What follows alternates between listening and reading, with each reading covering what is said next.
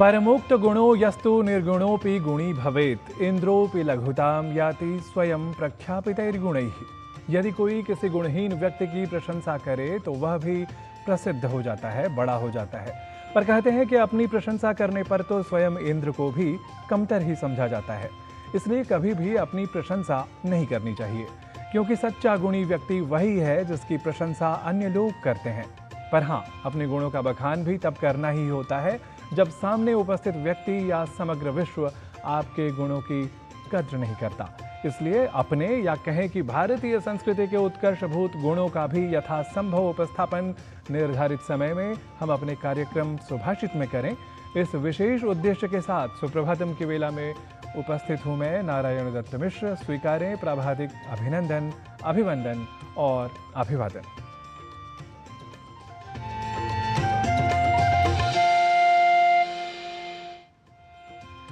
कालो हि सकलस्यास्य जगतः प्रभुरीश्वरः स एव कुरुते सर्वं विनाययति च क्षणात्। समय ही इस पूरे संसार का स्वामी और ईश्वर है। वही सब कुछ घटित करता है और वही एक क्षण में पुरानी व्यवस्था का विनाश कर नई रचना भी करता है। और काल की, समय की इसी महत्ता को भारतीय सामयिक वैज्ञानिक अभिज्ञान के साथ सरलता के साथ प्रस्तुत करने के लिए प्राभातिक वेला में प्रसारित होने वाले विशेष कार्यक्रम सुप्रभातम का प्रथम प्रभाग होता है आज का पंचांग। यह आप जानते ही हैं। तो आइए जान लेते हैं आज के तिथि, वार, नक्षत्र आदि अद्यतन तथ्यों को आज के पंचांग के माध्यम से। आज का पंचांग युगाब्द 5127, विक्रम संवत 2082, शक संवत 1947, उत्तरायण, फाल्गुन मास, कृष्ण पक्ष, दशमी तिथि, बृहस्पतिवार, ज्येष्ठा नक्षत्र। आज का दिन सभी के लिए मंगलमय हो। आज के पंचांग के बाद अब समय है सुभाषित की प्रस्तुति का। सुभाषित अर्थात सत प्रेरक वचन, जैसे निषिद्धमप्याचरणी अमापदि क्रिया सती नावत यत्र सर्वथा घनाम्बुना राजपथे ही पिच्छले क्वचित बुधैरप्यपथेन गम्यते।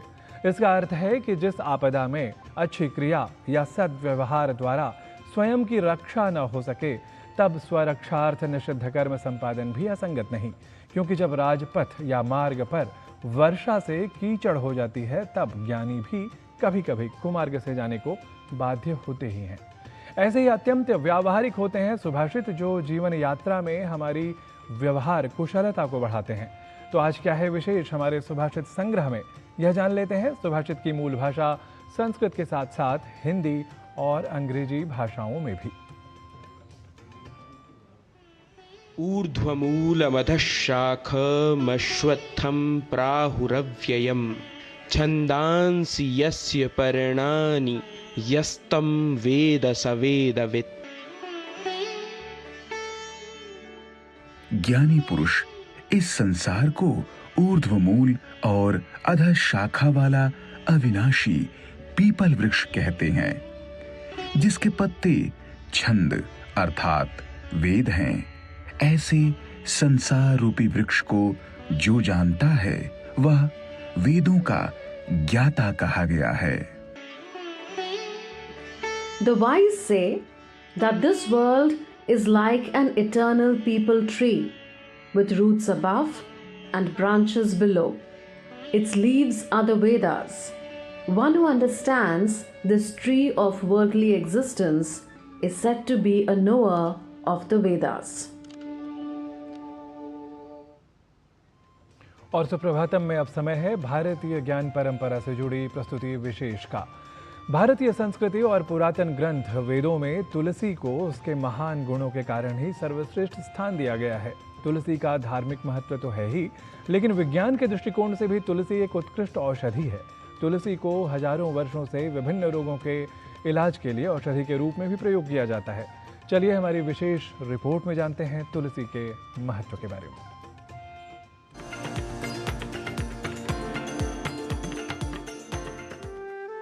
भारतीय संस्कृति में आयुर्वेदिक ग्रंथों और उनमें वर्णित वृक्षों व पौधों की पर्यावरण परक एवं स्वास्थ्यगत विशेषताओं से भला कौन अपरिचित होगा।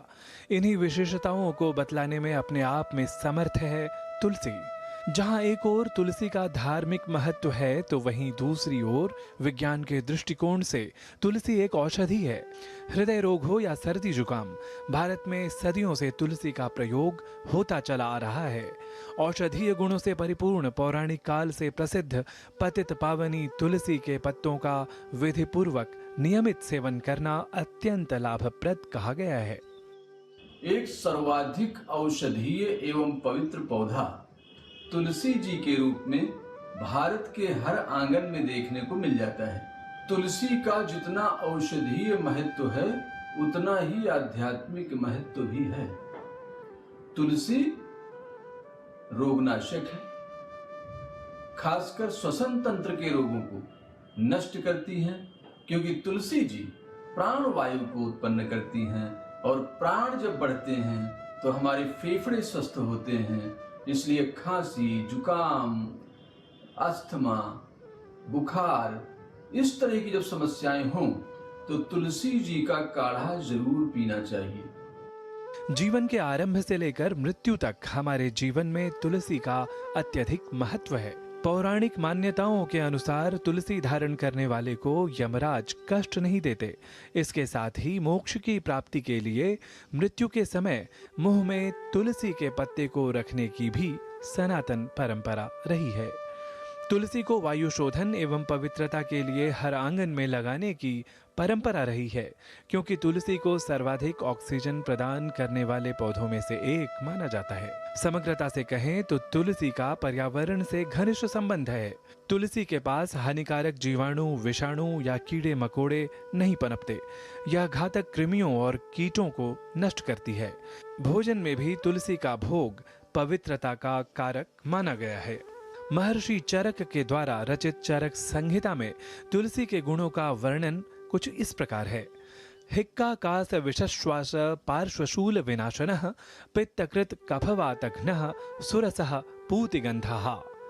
अर्थात तुलसी हिचकी, खांसी, विषाक्त श्वास और पार्श्वशूल को नष्ट करती है।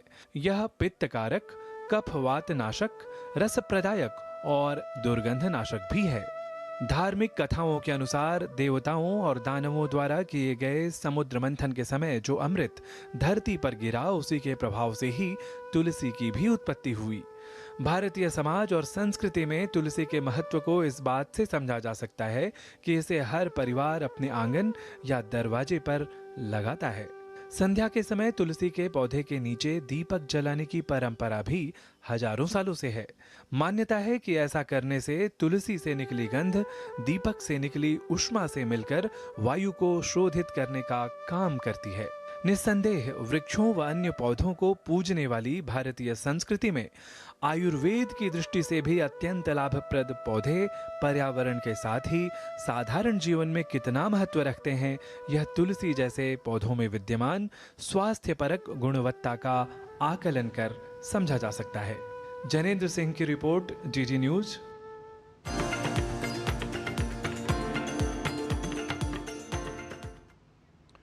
इस रिपोर्ट के साथ ही सुप्रभातम में अभी समय हो गया है एक अल्प विराम का। हम जल्दी ही लौटते हैं, आप देखते रहिए डीडी न्यूज।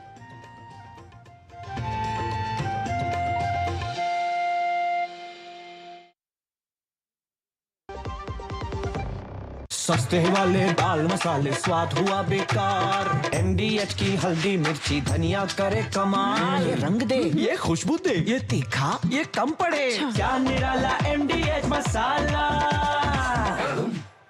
सुनो, एक अच्छी इंश्योरेंस पॉलिसी AI से पूछते हैं।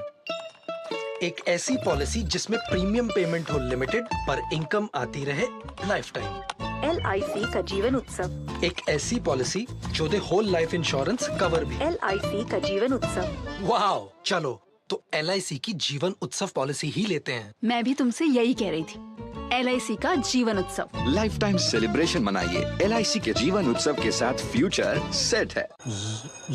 मैसेज डियर इन्वेस्टर, एक एक्सपर्ट स्टॉक टिप खास आपके लिए। ये ऐप डाउनलोड करो और पैसे डबल करो। एक्सपर्ट जी, बदमाश का बाप हूँ मैं। ऐप डाउनलोड करने से पहले मैं आपका पूरा रिपोर्ट कार्ड निकालूंगा। मैं मूर्ख नहीं हूँ। डिस्टेंस UPI कहता है अगर कोई ऐसी सलाह दे तो पहले एडवाइजर की पूरी जांच कर ले और कहे मैं मूर्ख नहीं।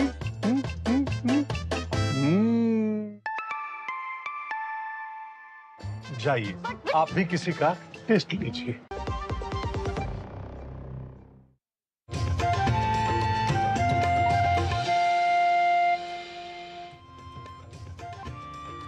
आपका सुप्रभातम में एक बार फिर से स्वागत है।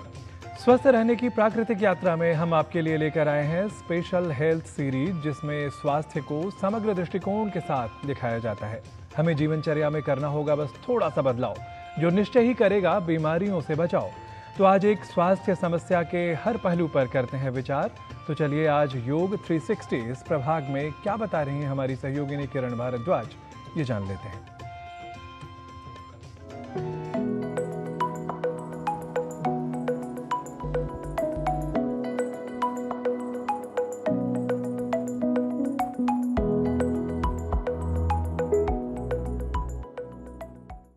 योग 360 में आपका स्वागत है।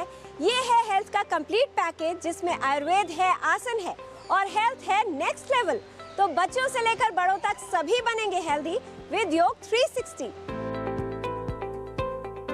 अगर आप भी आए दिन ये कहते हैं कि फिर से पेट फूल गया, तो आज का ये एपिसोड सिर्फ आपके लिए है, क्योंकि आज हम बात करेंगे पेट में गैस की प्रॉब्लम की और आपको बताएंगे इसे दूर करने के लिए कुछ आसान से उपाय। पेट में गैस एक बेहद आम समस्या है जो कई बार व्यक्ति को शर्मिंदा कर सकती है। अपना मनपसंद और जायकेदार खाना सभी को अच्छा लगता है, लेकिन कुछ भी खाते समय हम ये कभी नहीं सोचते कि इसका प्रभाव क्या होगा। गैस बनने की समस्या जिस व्यक्ति को होती है वो कई प्रकार के नुस्खे आजमाता है, जबकि पेट में गैस बनने का संबंध आहार और उसके पाचन से होता है। गैस के कुछ लक्षण होना सामान्य है, खासकर भोजन के दौरान या उसके बाद।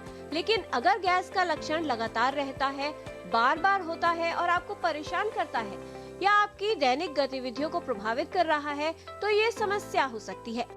गैस बनने की समस्या से किस तरह छुटकारा मिल सकता है, ये आपको बताते हैं। स्पाइसी ऑयली खाकर पेट हुआ बेहाल, आराम की दवा नहीं, सही रूटीन से होगा कमाल। तो देखिए ये आसन, जिनसे गैस की समस्या को दूर करना होगा आसान। पहले करते हैं भस्त्रिका प्राणायाम। भस्त्रिका प्राणायाम जो पेट से होता है।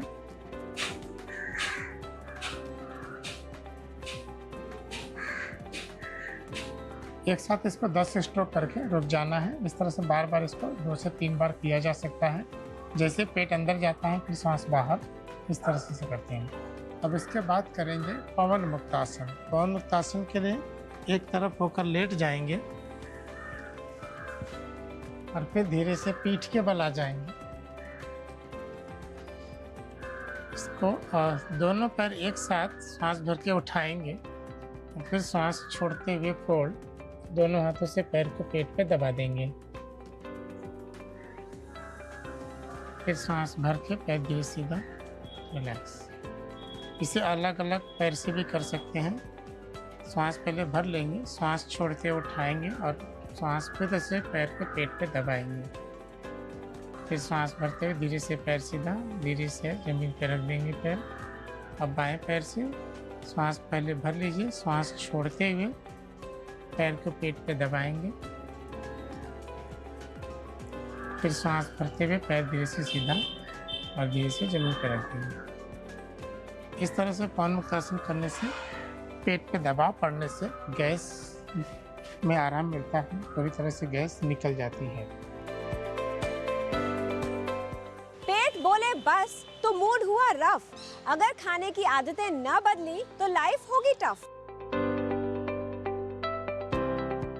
जब सीजन बदल गई तो गैसेस हो जाती है।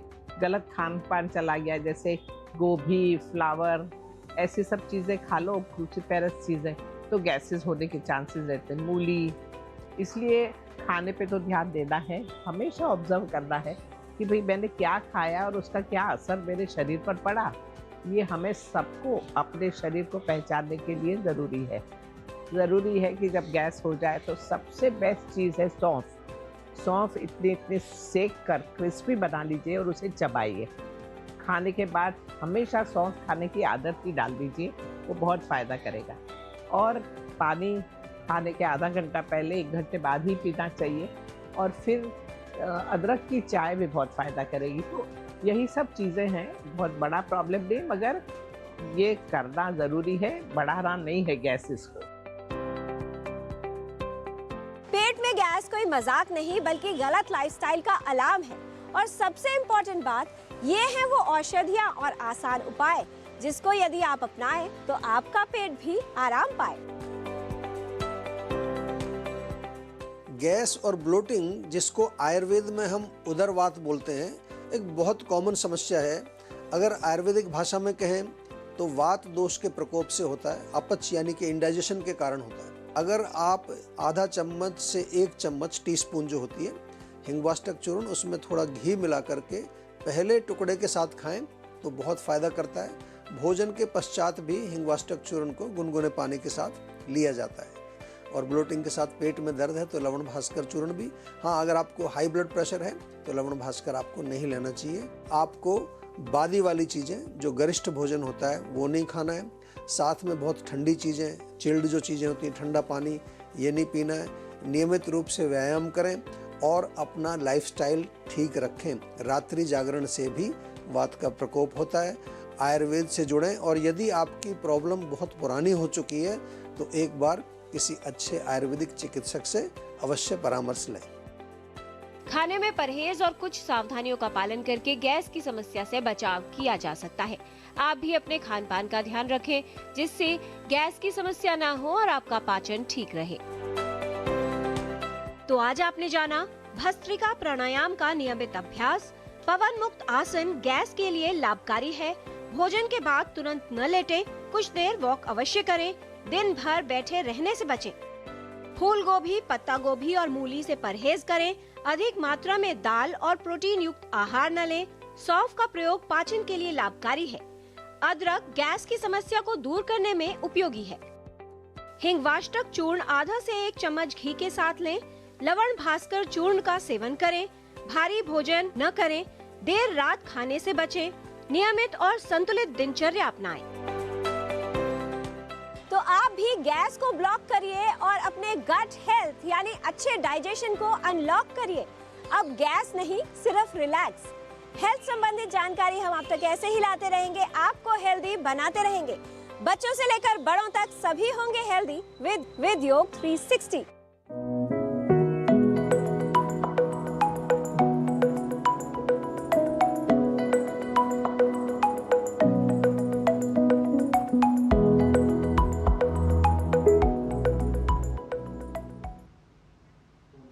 संस्कृत के प्रारंभिक विषयों के अभ्यास के लिए आइए अब संस्कृत पाठशाला प्रभाग की ओर बढ़ते हैं।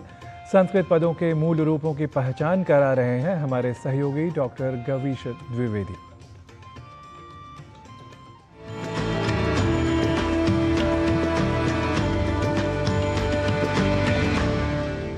नमो नमः मित्राणि।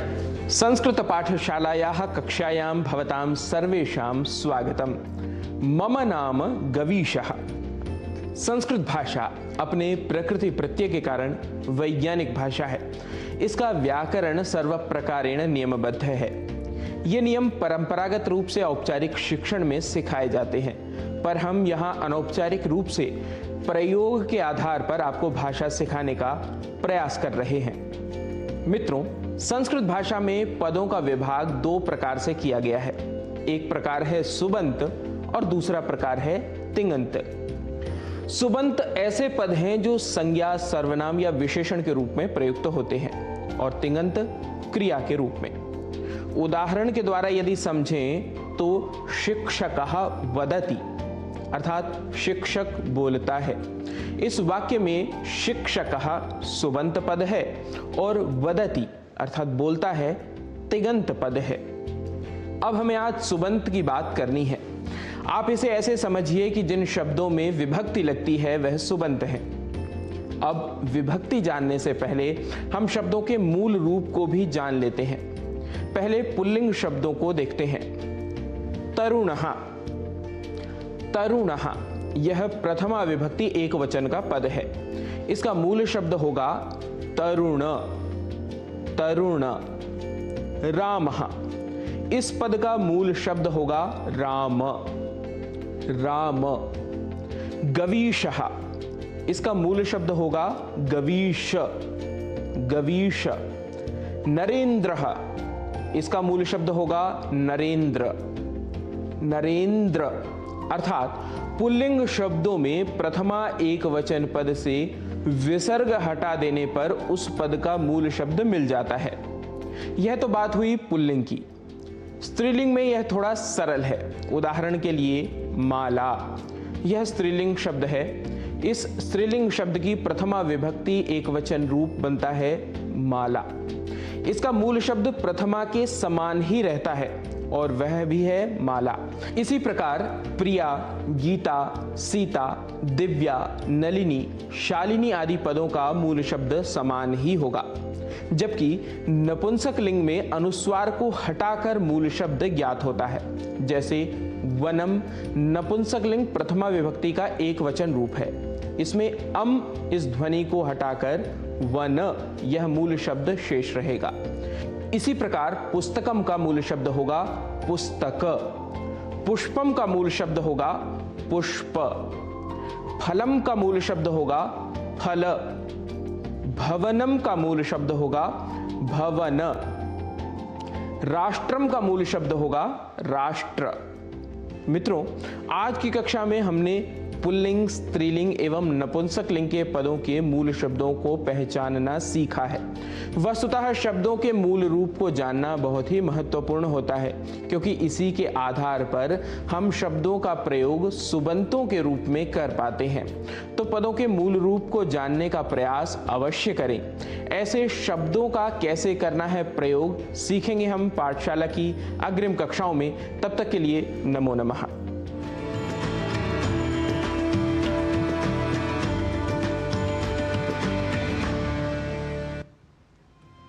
यदा चरितं कल्याणी शुभम वा यदि वा शुभम तदेव लभते भद्रे कर्ता कर्मजमात्मनः। कहते हैं कि मनुष्य जैसा भी अच्छा या बुरा कर्म करता है उसे वैसा ही फल मिलता है। दूसरे शब्दों में कहें तो कर्ता को अपने कर्म का फल अवश्य प्राप्त होता है। सुप्रभातम कार्यक्रम में आप इसी प्रकार के सकारात्मक विचारों को समझते हैं, तो हम सभी स्वच्छ अंतःकरण से बिना किसी को पीड़ा दिए हुए सदैव सत्कर्म हेतु प्रयासरत रहें। इसी सत्परामर्श के साथ आज के सुप्रभातम की प्रस्तुति में इतना ही। मुझे अपने सहयोगियों के साथ दीजिए अनुमति। नमः सर्वेभ्यः।